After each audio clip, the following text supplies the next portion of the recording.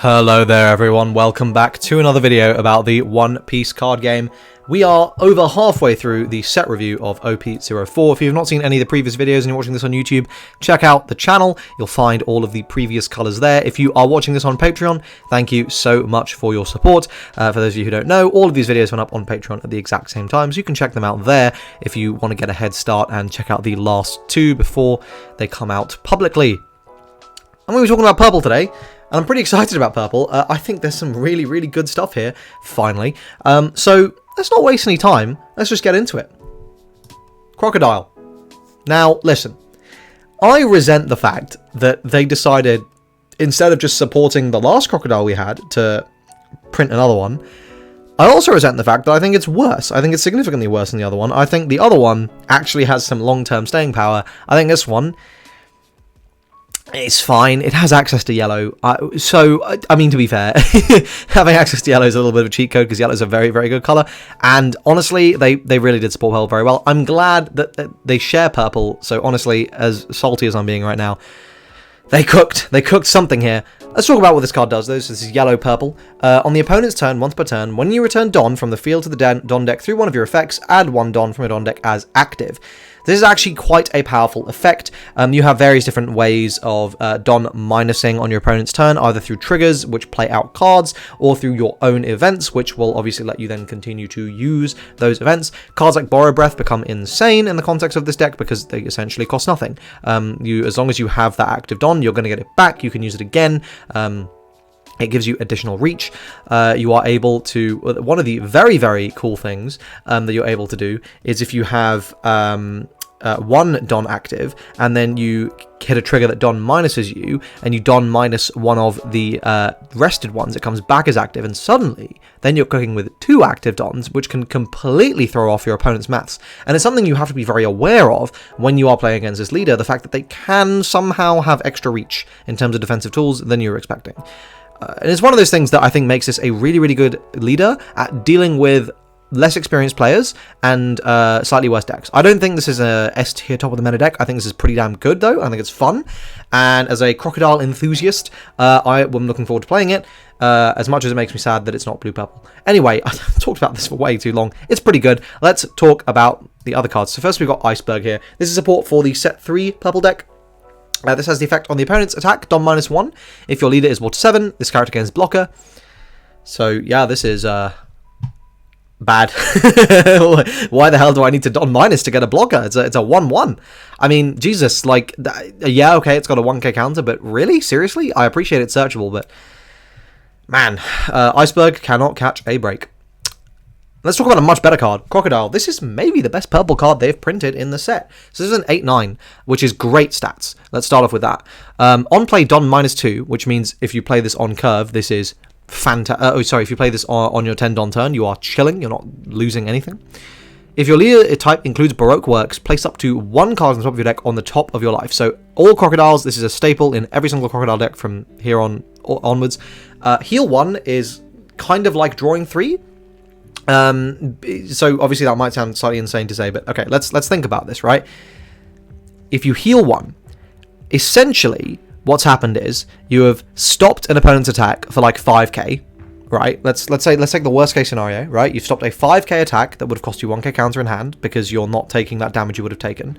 You're taking it in a new damage, and you're getting a card added to your hand. So at bare minimum, you're drawing a second card. Now, realistically, people are going to swing like 6 or 7k, because if they don't, you're just going to stop it with one card, which means you're actually gaining 2 cards in that exchange.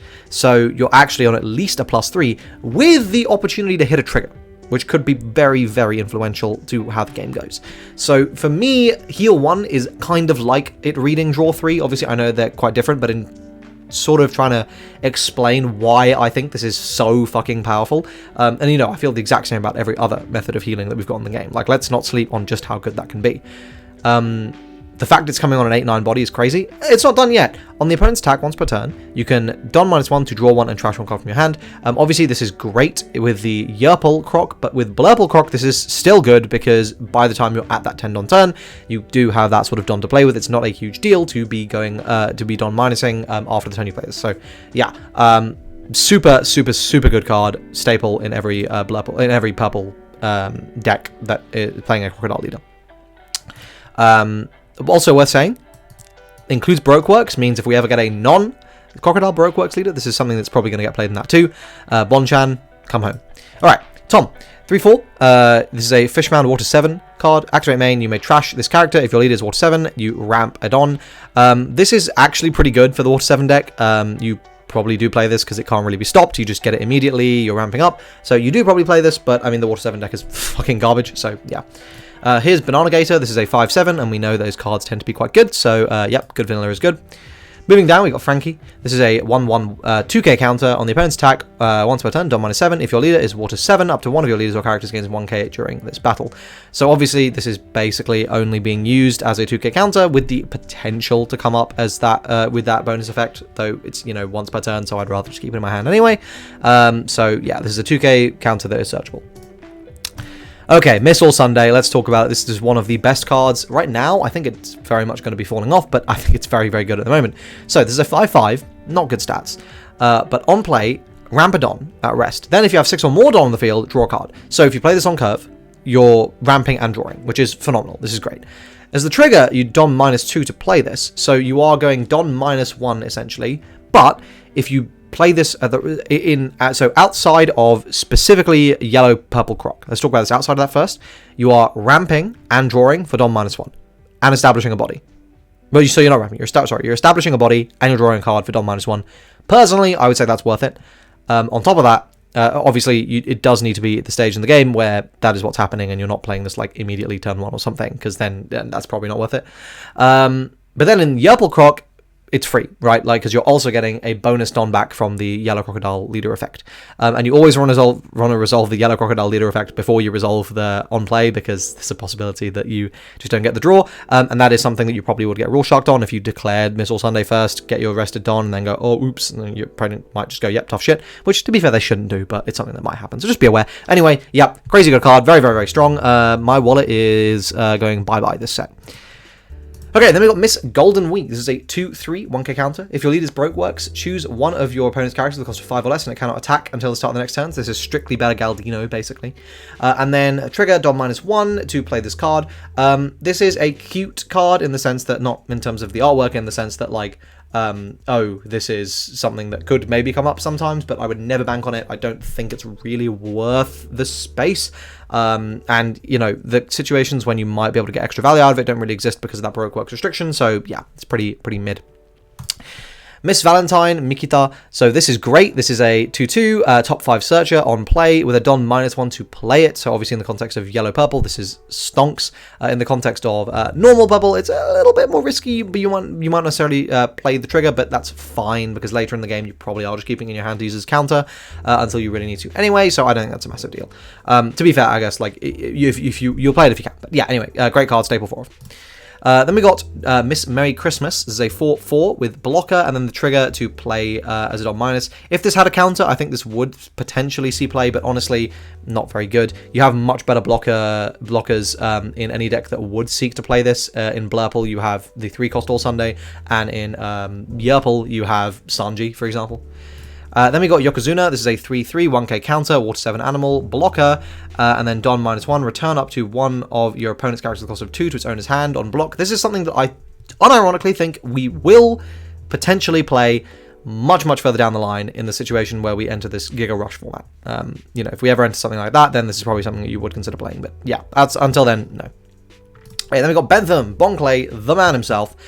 So this is a 3-4 1k counter on the opponent's attack, Don -1. This character's base power becomes the same as the power of your opponent's attacking leader or character during this turn, and the Don -1 plays it. So the idea here is you get to basically make sure on the first, you get to make sure that at least on the first attack, your opponent attacks into this, that you are going to only need to lose one card from your hand to protect it. I get the logic. Obviously, this is dog shit in practice. It's not like it's a 5 or a 6k. It's like 4k, so it's super easy to remove through various different means. It's a 3-cost, so it's also very easy to like rest or just remove through effects. On top of that, you're still having to protect it. It's not like it's that plus 1k, which would actually be quite good. Yeah. And it's not a 2k counter. If it was a 2k counter, there's a lot of things that could have made this card sort of go over the edge to being playable. I just don't think it is. Which sucks because I love Bonclay. Alright, then we got Mr. 3 Galdino. This is a 3/4 1k counter. On the opponent's attack once per turn, Dom -1. Give up to one of your opponent's characters minus 1k power during this turn. It's fine. I don't think it's worth it. If I had a trigger to play it, maybe. Again, I do see like the utility, and particularly in yellow-purple, I think this actually is quite decent because you are always just getting that Don for free. So you are like, you know, basically 5k swings aren't doing anything with this card on the board. So I think this is actually quite good in Yerple, but outside of that, I don't think it's very good. Then we got Mr. 4 Babe. This is a 5/6 1k counter. On the opponent's attack, Don -1. This character gains blocker and 1k during this battle. This is really, really good in Yerple because this is a 7k blocker that is untapping you a Don in the context of Yerple Croc, which is really, really good. Outside of that, this is garbage, obviously, but like in the... Well, I mean, okay, it's not that bad, actually, because later on in the game, you are able to actually spam it, and you are doing that sort of Don minus at a point in the turn cycle where it's not really, you know, negatively impacting you whatsoever. So, yeah, I don't know. I think it's actually pretty good. Really, really good in Yerple, pretty mid outside.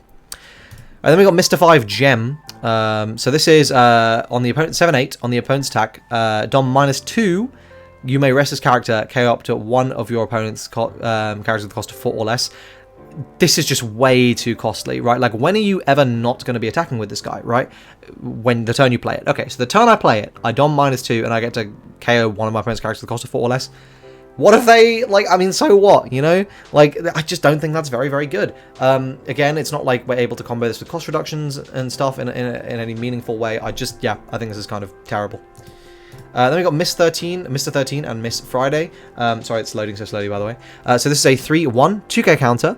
Activate main, you may trash this character and one character with a type including Baroque Works to ramp an active Don, and the trigger plays the card for Don -1. So realistically, you are just using this because it's a very searchable 2k counter. That's the big reason you're playing this. Potentially, you might use it to ramp in certain matchups, but most likely you're just using it as 2k counter, for which it's pretty good. So yeah, overall, the purple characters, there's some good ones in there.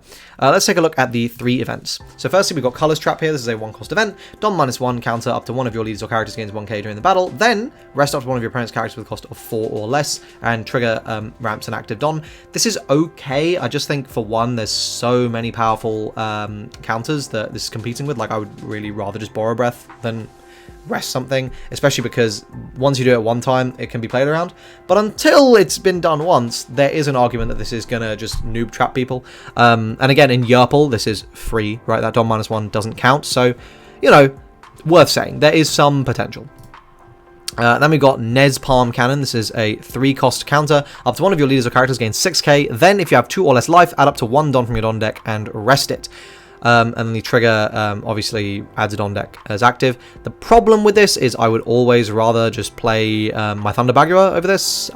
Why would I restrict myself with an extra cost? Yeah, this one's searchable, but not good. And then finally, we have Weakness is an Unforgivable Sin. So this is a 1-cost event. Don -1 counter. While your leader or your character gains 1k power during this turn.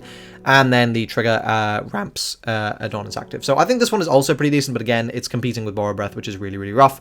So it's one of those things that I think people are going to expect you to play that I don't think you necessarily do. But there we go. So that is it for this. Overall, I think they printed some really, really nice purple cards. I think Yerple Croc is very, very scary. The tools, it didn't get that many really, really powerful tools, but Crocodile, Miss All Sunday, Miss Valentine, Mr. 3, Mr. 4, and Miss 13. These are all cards that are just very easy inclusions that are very, very powerful. And when you combine them with the previous support this deck has access to, plus a lot of the old and new yellow cards, you arrive at a deck that I think is really, really quite scary. So absolutely worth considering.